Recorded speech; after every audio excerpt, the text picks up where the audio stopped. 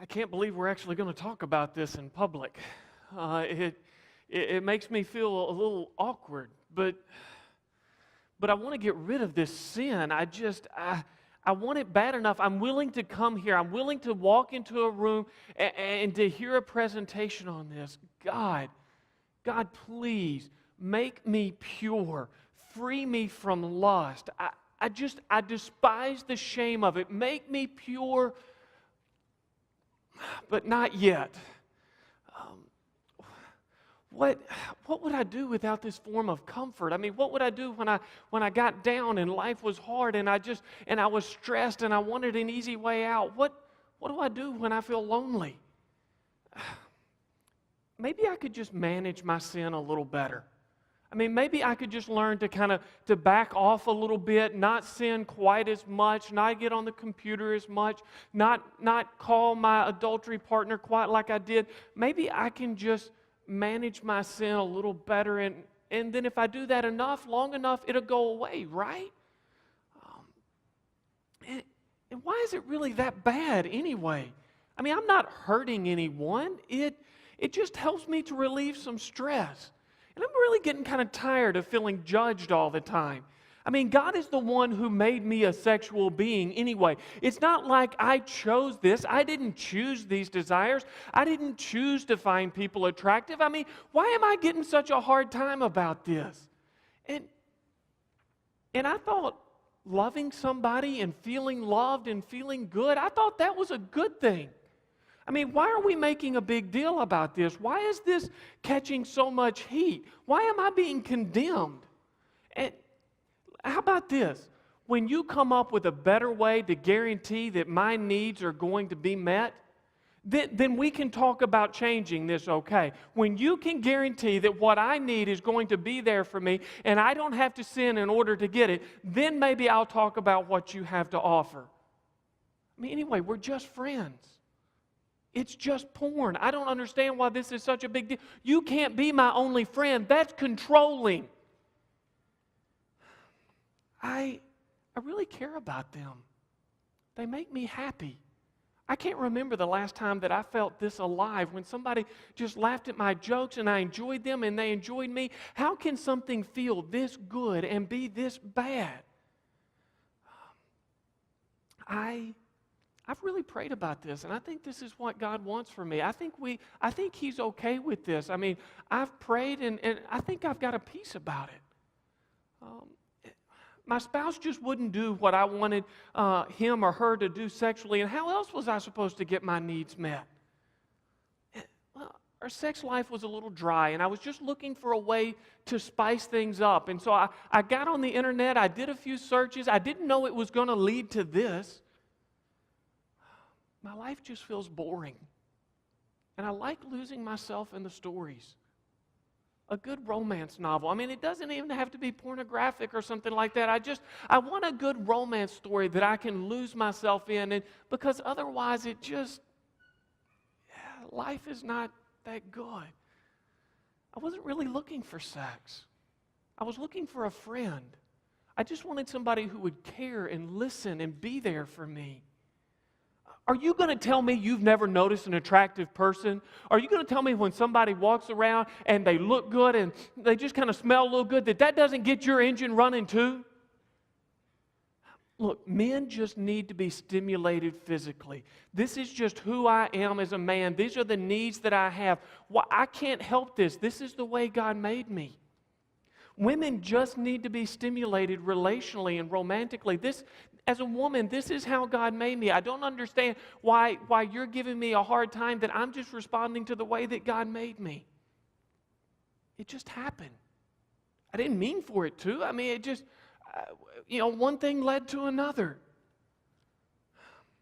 I think I like the thrill of getting away with something as much as the sin itself.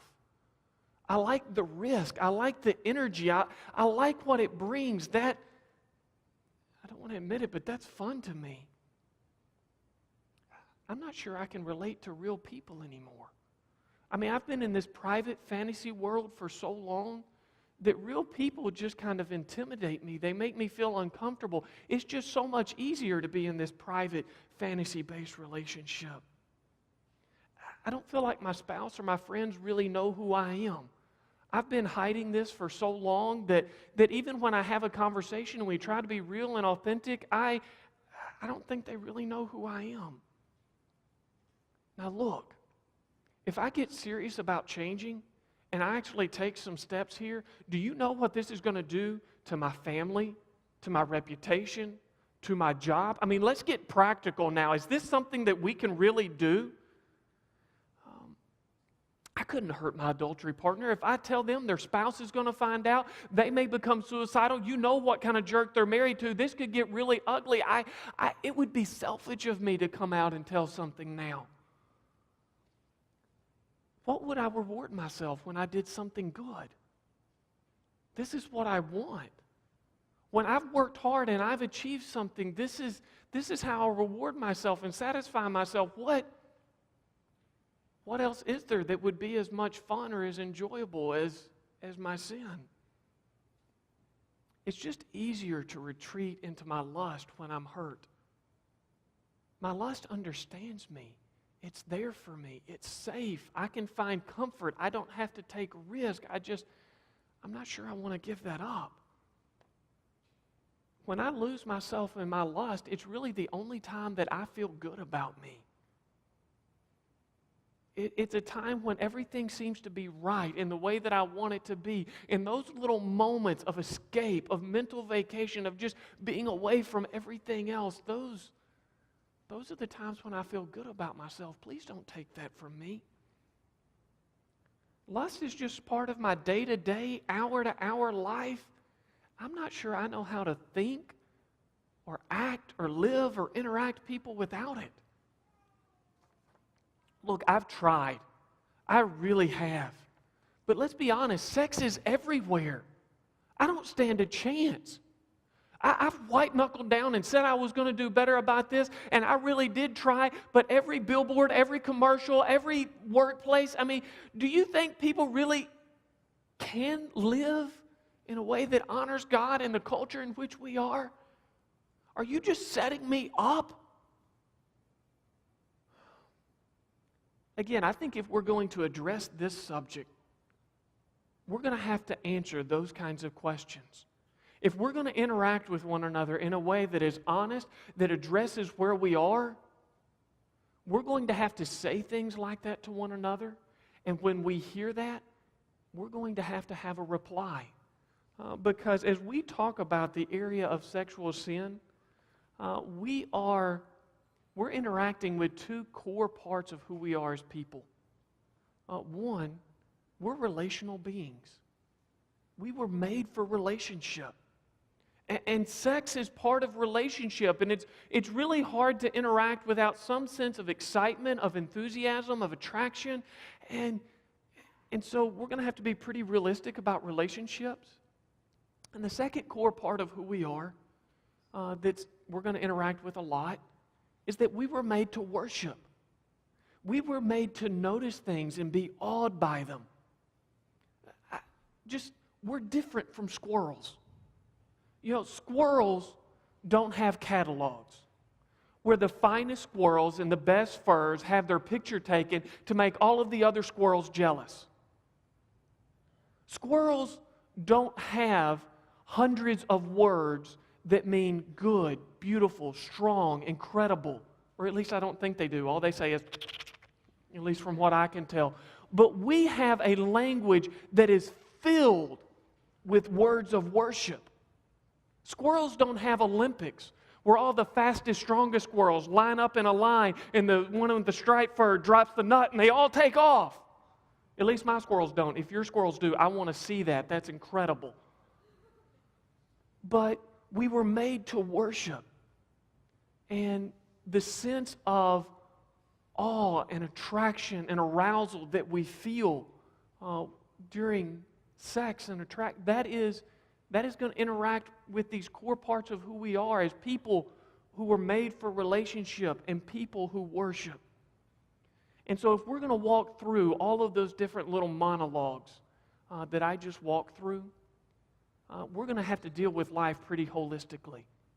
Because you could begin to see that, you know what? Attraction is not going to shrink to one little slice of the pie in our life. It is one of those pieces that because we are relational and because we were made to worship, it permeates the whole pie. And that means as we talk, there's going to be times when you may feel completely overwhelmed and you go, there is no way that I could change what I need to change in order to be who God wants me to be. But then there may also be times when you get very excited and you begin to see, wait a second, I just tried to stop it for so long, and I can begin to see that when I open all of my life up to what God has for me, that change really is possible when I engage it on the scale that God calls me to engage it. And so in order to do this holistic approach, we're going to go on a journey using 9 steps. These 9 steps, our intent for those is that they just capture the gospel in slow motion. That the regular movement of what God does in the life of someone to bring them to Himself and to make them into His image, that's all we want to capture with these 9 steps. Now, the first of those 9 steps is simply this, to admit that I have a struggle that I cannot overcome without God. That starts on page 8 in your notebook. And I think Joshua Harris starts us off on a good step here. He says about his book, and I would say about this seminar, the message of this seminar is not that I'm against lust, but that I am for God's plan for sexual desire. Yes, lust is bad, but it's bad because it perverts. What it perverts is so good. Here's my prayer for our time together. My prayer is that this is the most positive, hope-filled seminar on lust that you've ever been to. Because this seminar is for God's design for relationships, for attraction, and for sex. This seminar is also for you. It is not against you. It is for your freedom. It is for your joy. But a joy that doesn't come with the aftertaste of guilt and shame and hiding and isolation and fakeness and falseness and retreat into more things that are going to corrode my soul. Now, in this seminar, we will seek to undress lust for the vile and fake thing that it is, because it masquerades as life and joy. But it is a wolf in sheep's clothing. It presents itself as life and joy, but in fact, it is death and despair. And I think we can see that in the way that it just wreaks havoc on our culture at almost epidemic levels. Our ultimate goal is to learn what God offers. Because as He says in John 10, He came that we might have life and that we might have it abundantly. And we want to learn what God offers for one reason alone. We don't want to be satisfied with anything less. Now, at the same time, we are taking a journey, because it would be really easy at a seminar like this to define 2 points on the map without ever discussing process. We could discuss 1 point on the map that was just the hellish slavery to lust. And I could describe it vividly in a way that just made you sick, and you said, yes, I hate that. And I could describe for you what God would offer and the beauty of it, and you would say, yes, I want that. But our goal is not just to define 2 points on a map. Our goal is to define 2 points and the map and the journey. And that's why we're taking these 9 steps together, is so that we can see how God brings freedom to a subject like this. Now, when it comes to admitting that we have a struggle that we can't overcome without God, I think Steve Gallagher brings up a point that we have to embrace if we're going to get anywhere. And it's simply this: no one deserves sin. Sin is not something to be deserved or desired. It is something to be avoided at all cost. The more a person becomes involved in sin, the less he sees it. Sin is a hideous disease that destroys a person's ability to comprehend its existence. This is where one of the scariest things in the world that we can be is a blind person who believes we can see. Because we will have the pride that says, I know what I'm doing. I know what I got to take care of. Just leave me alone. I can take care of this, all right? It's not that big a deal. I've got it under control. The worst thing in the world we can be is a blind person who believes that we can see. And that is the first thing that sin does in every one of our lives, regardless of which sin that it is. It tries to make us blind to its presence and its danger. Because sin will always try to get its foot in the door by making it seem like a need, by making it seem like it is necessary. And there is probably no sin that is better at making itself seem as a need than lust. Because you can read almost any book, secular or Christian oftentimes, and they will talk about the needs that we have and how they have to be met, and if they're not, and all of a sudden that becomes just this natural walking point into the struggle of sexual sin. But as soon as we buy the lie that we can sin responsibly, we begin to view God as harsh, as unreasonable, as somebody who would keep good things from us. All of a sudden, He is on the other team, and we have to appease Him in order to get to heaven. And so we kind of come and we go to church and we do that thing, but really, He just doesn't get it. Because we have become blind to the danger of sin by believing that we can sin responsibly. And in the early part of your notebook, one of the things that you'll find, not worth turning to it now, just listen as we go through, is an evaluation that takes us through what is lust. How does it begin? How does it grow to something that would dominate our life?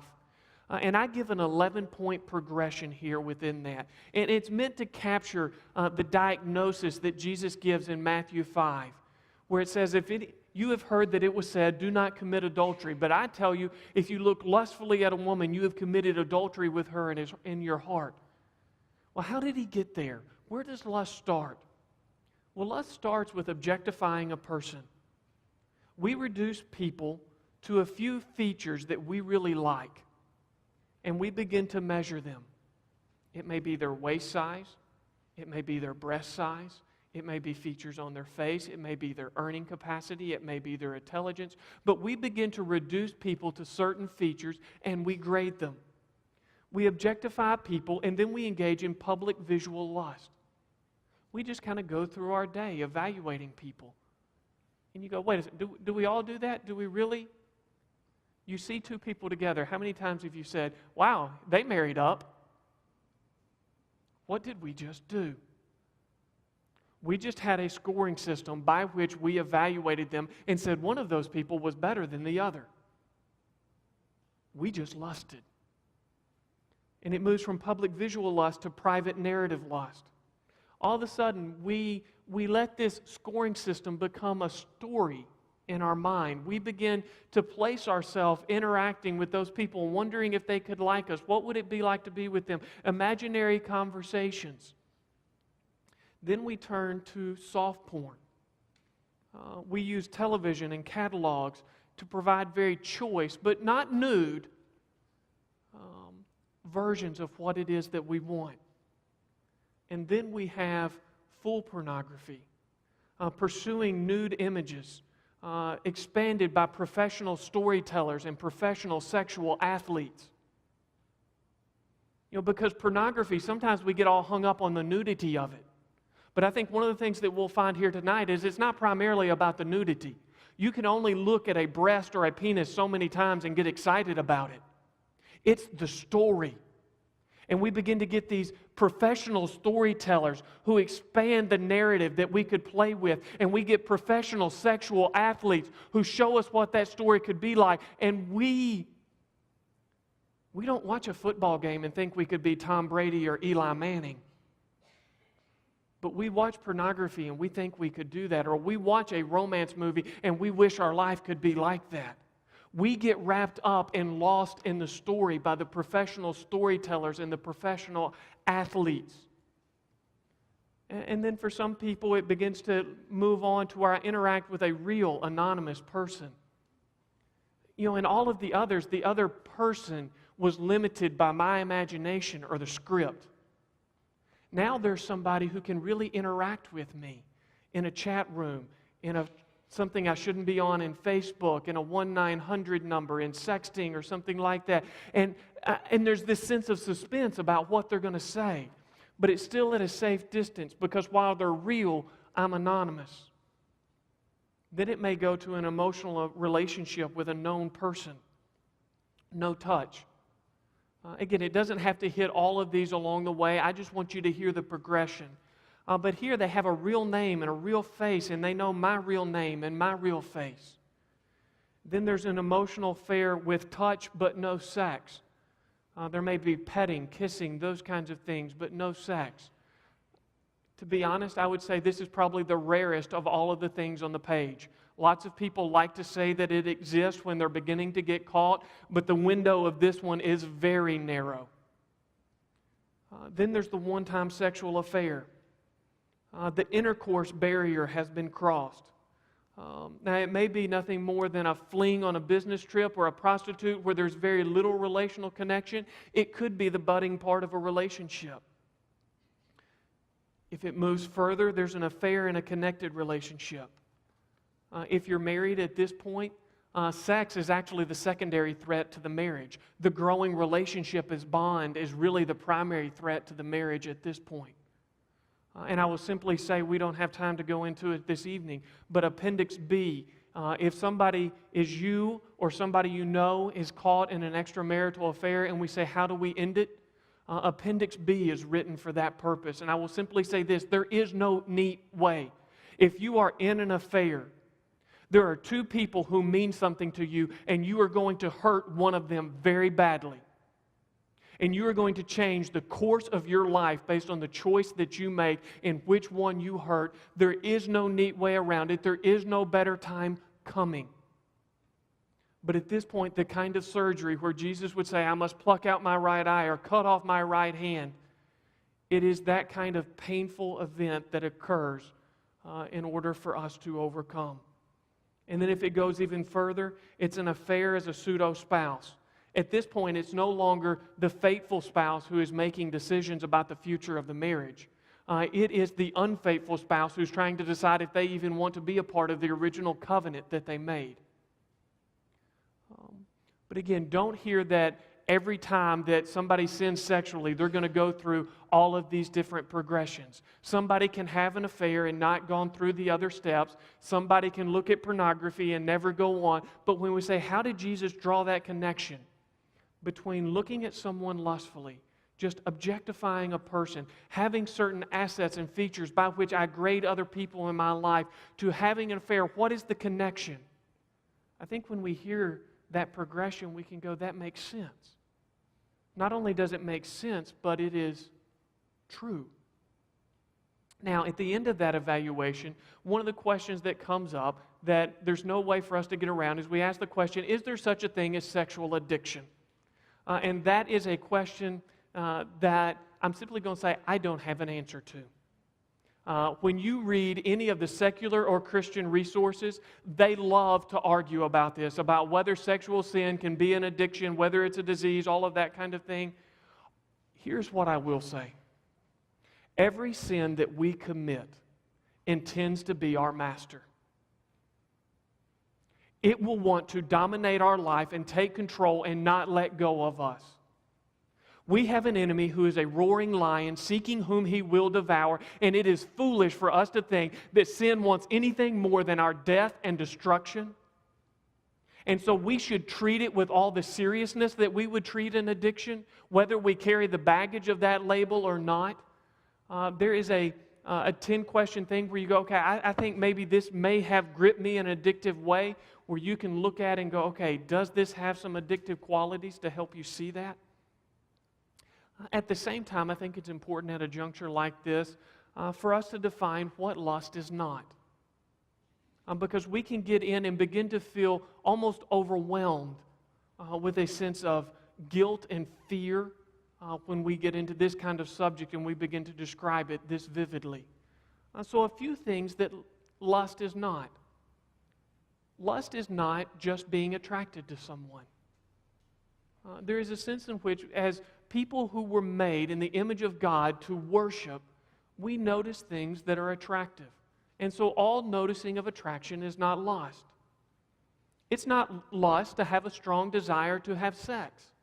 We are sexual beings. That there is a time, particularly in our day and age, where puberty is hitting at an earlier and earlier age, and marriage is coming at a later and later age, where there will be a gap when physiologically we are able to have sex, and yet we are not in the place of a covenant relationship where there is an appropriate expression of that, and our physical desire will be very strong, and there's no way for us to just find that switch and turn it off. A third thing, it's not lust to anticipate having sex within marriage. If you are single, I don't think it's necessarily the healthiest mental engagement for you to have. I think it very quickly becomes a point of temptation. But to be excited about being married is not lust. It's not lust to be turned on without a conscious decision.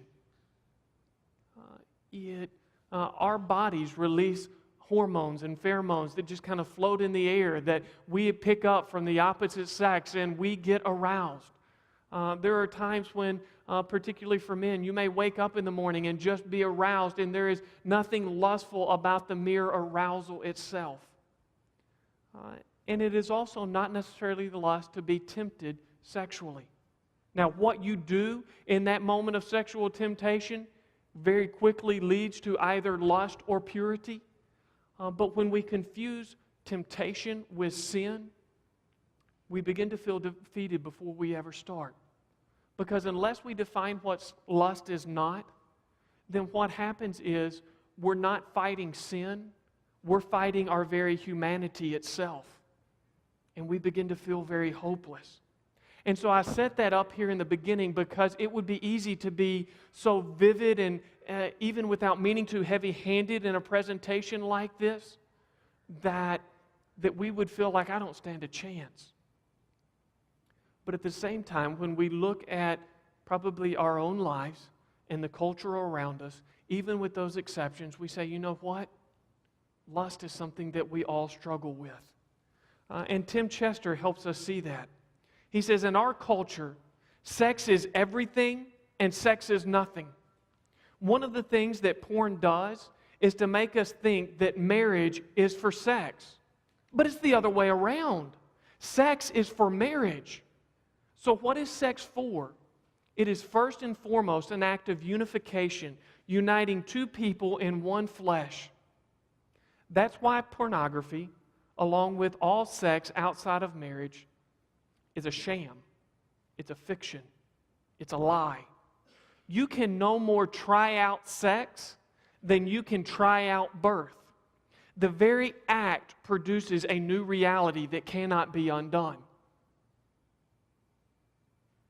Now we start with that and we say, he says, our culture says sex is everything and sex is nothing. And we just say, we can't have it both ways. And our culture does try to say sex is everything. The big lie of sexual sin is that sex is ultimate. I mean, think about it. We only take great risk for things that we believe are worth it. And when you begin to look at the kind of risk that we take for sex, we begin to believe that sex is everything. We risk our character, we risk our jobs, we risk our families, we risk our heritage. We treat sex like we would trade our life for it. And yet at the same time, we treat sex like it's nothing. We use an adjective, casual, to describe something that jeopardizes our health, our marriage, the future of our children, our job, our ministry. We try to act like it's casual. We treat sex like it's everything and sex like it's nothing. Now, Tim Chester also says it's a fiction, it's a lie, it's a sham. And that's one of the themes that we're going to unpack a lot as we go through, is that the big thing about sexual sin is that it's a false story. It's a fictional reality. And like all sin, we turn to sin because we become God. We become the one that we speak or we click and things happen. Everybody is worshiping and celebrating and enjoying us. There is this anticipation that somebody would be into me and celebrate me enough that they would throw off whatever shackles that God's requirements would place on them to pursue me. As always, I sin because I want to be God. My sin is an attempt to replace Him. My sin says, you're not good enough. And I begin to buy into that lie. And I try to create a world around me that plays by that lie. Or else I create a world over here and one over here. One where I get to be God and one where I'm willing to acknowledge God as God. And I kind of play back and forth between the two. It's what the James would call being double-minded. But we get caught up in that. Now, Kathy Gallagher, she speaks to a point here that I think is way too often overlooked. She is speaking to women. She says these romantic fantasies, she's not talking about pornography here. She's talking about romantic-based media. These romantic fantasies further increased the distance between her and Jimmy because they were a constant reminder of his failure as a husband.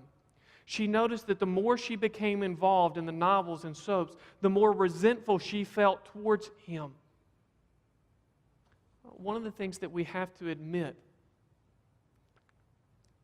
lust is not a man-only issue.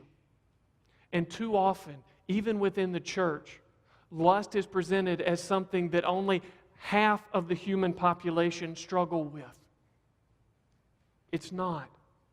Now, it's common for men and women to struggle with lust differently, but just because, even if it fits the stereotype that a feminine lust does not involve nudity, it doesn't mean that I am not using a scoring system by which I begin to grade every person in my life and makes it very difficult for me to be content in a real relationship with a real person who has real struggles and real distractions and real concerns of their own. Yet, again, we hit that idea that the big part of lust as it moves forward is not primarily the images, it's the story. And so I'll try to give a definition of lust here for a moment. First, very broad, and then I'll try to narrow it. My broad definition of lust would be this. It is entertaining ourselves with anything that Christ died to free us from. If I take something that Christ was on the cross to say, Father, forgive them, they don't know what they do, I will take this penalty so they can be free from their sin, and yet I entertain myself with that. That is lust. Now, that is lust beyond the sexual context. In the sexual context, it is entertaining ourselves, body, story, fantasy, with things that are not ours by covenant. Because sex was meant to be expressed within a covenant relationship. And that's why when we expand it to entertaining myself with things that are not mine by covenant, we include the area of emotional affairs. Gary and Mona Shriver speak to this. They say, when you start confiding in your friend things you're reluctant or even resistant to share with your spouse, that's an indicator that the emotional intimacy is greater in the friendship than in the marriage. When something happens and you think about sharing with your friend before you think about sharing with your spouse, that's another indicator you've invited someone to stand between you and your spouse. One of the best indicators of this increasing intimacy is sharing with your friend about the problems you're having in your marriage. Now again, not all of this evening is going to be about marriage, but there will be times when we begin to talk about this in a marital context. And one of the things that becomes very easy to overlook that I think we can hear as we look at a quote like this is that lust requires lying. Oftentimes we want to conquer lust and ignore the lies. Lust requires lying. I'm going to make a statement that almost sounds too simple to need to be said. But if you are someone who has been caught in this sin, I think as soon as you hear it, you're going to say, that's absolutely right. Honesty is necessary for purity. You will never be more pure than you are honest. And why do we say step one is to admit that you have a problem that you cannot overcome without God? It is because until you are honest with yourself, with God, and with others, you are going to continue to live in a make-believe world where fantasy is more appealing than reality, where vulnerability is a four-letter word, that you will not engage with someone in a way that it could be the blessing that God designed it to be. Now, it's one thing just to say we shouldn't lie. I'm going to unpack this almost at a painful level of detail because I think it is so essential to us making the progress that we need to make. I'm going to give you 12 different kinds of lies. Again, they're all in your notebook. Don't feel like you have to write them down. You will get hand cramps if you try to take notes of everything that I say. But first way we can lie, we can change the facts. The overall story is true. We just change some of the key pieces. I say I was working on the taxes, and I was working on the taxes on the computer, except for about that 30 minutes when I was looking at pornography. I say I was talking to somebody from work on the phone, and I was talking to somebody from work on the phone. It would just happen to be my secretary whom I was having an affair with. The overall story is true. I just changed the facts. Or I can omit facts. The story is true. There's just dark spots in it. And so again, I tell most of it. I just leave out the things that would get me in trouble. Or I put in false facts. This is a step beyond changing the facts. I am making things up. I am beginning to create this artificial reality. And so when I'm trying to explain while I was 45 minutes late coming home from work, I talk about a traffic accident, hoping that my wife doesn't watch the news or check the report. I'm starting to have to make up facts, presenting false things, and then I have to keep up with it. Mark Twain had a beautiful little statement. He says, tell the truth and you don't have to remember anything. But then a step beyond false facts is false emotions. If I give you false facts, there are certain emotions that have to come along with that. And so I have to begin to play the part. I have to become an actor. The only problem is you don't know you're the audience. And this is where I can very quickly begin to become manipulative, whether I aim to or not. And a step beyond the false emotions is an entire false story, where I just begin to live as if the things that I'm telling you are true, and I'm trying to impose this false reality, and I begin to isolate myself because I can't live in a false story and have a whole lot of people in my life who really know me. And so all the people who would really care about me, they become the bad guys that I don't want anything to do with. Again, sin is not safe. It does not intend to be your puppy. It is a lion. It intends to destroy you. And it just takes these incremental steps before you see it. Now, you may be smart enough, and I say that with all sincerity, you may be smart enough not to go the false route with your lying. And so how do I lie without going the false route? I minimize. I talk about it being just porn, or us being just friends. Or I use this coded language where I talk about having a slip or a bad day. And I minimize what I'm saying.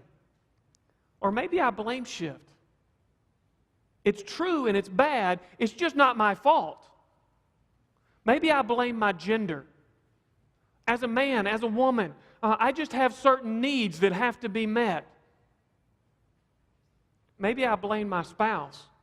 You weren't my biggest cheerleader. You weren't encouraging me the way that you were supposed to. What did you want me to do? What did you think was going to happen? Maybe I blame my history. Maybe I blame my personality. Maybe I blame the other person and just say I was seduced. But again, I begin to put the blame somewhere else. It's bad, it's true, it's just not my fault. Maybe another way I lie is I say, I don't know. In the court of law, it's okay for me to plead the fifth. In the court, in God's court, in the court of community, it's not. You know, sometimes I say, I don't know, just because I'm trying to buy time to figure out another better way to lie. But there's other times when it's much more manipulative. Where when I say, I don't know, it's going to force you to come back and ask me question after question after question about it. And then I can blame you for being the nag, and this all comes about what you're doing. Why won't you get off my back? I turned it on you. Wasn't that slick? Maybe I have a hidden agenda. I do something nice so that I feel less bad about what I've done, and you'll feel more bad if you confront me about it.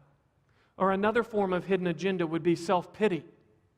And the essence of self-pity is beating myself up and using the intensity of my emotions to become a guilt shield from having to engage in the real work of repentance and shame. I try to show you how sorry I am, how emotional I am, as if that had anything to do with how much I am committed to changing. Self-pity is a form of hidden agenda deception. Maybe I verbalize suspicion. Now, this is kind of the mild form of deception by counterattack. I can't prove my case, I'll change who's on trial. Or I slander. This is the bold form of deception by counterattack. The goal here is to intimidate you, to say things about you that I know they're not true, but I'm going to put you in your place. And as I show myself as the stronger, more forceful person, it just strengthens every other lie I told. Or maybe I exaggerate. Here, with all the other forms of deception, I'm trying to shrink or hide the truth. Here, I put the truth out there in bold and I just blow it up. And I use words like always and never and those kinds of things just to make it bigger to get you to back off. But again, I will say you will only be as pure as you are honest. And if you don't do as close of an inventory upon your honesty as you do your purity, then your likelihood of changing is very low. Now, one final thought under admit from Mark Lasar. He says the determining factor in what makes the stimulus pornographic is how the sex addict turns otherwise non-sexual material into sexual fantasy. If you're an addict, this means you must determine what is pornographic for you and not worry what is pornographic for somebody else. That doesn't mean as long as you say it's not pornographic, it's not. It means if you are using something to entertain yourself with something Christ died to free you from, if it is as innocent as a cooking show and you find the cooking hostess attractive, if it's as innocent as a daytime television show where you get lost in the fantasy of doing something that you shouldn't do, and you are using that to entertain yourself with something that Christ died to free you from, then start with being honest with yourself and admit this is a struggle you are not going to be freed from without God.